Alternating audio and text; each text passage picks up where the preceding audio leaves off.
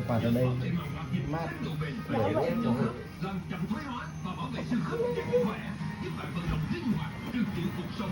Zest mới giúp giảm đau, tái tạo xương khớp, bảo vệ xương khớp chắc khỏe. Zest mới 10 năm. sao con nhăn nhăn thế nhỉ Pha nhỉ?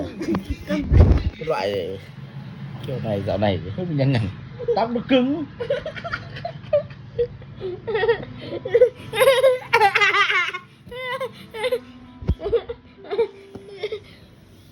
Thôi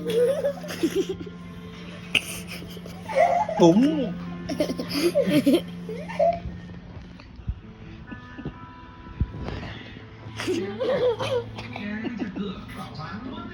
còn mới hết môi được lên quay quạt đây.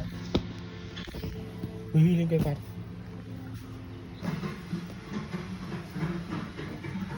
nó lì thế nhỉ.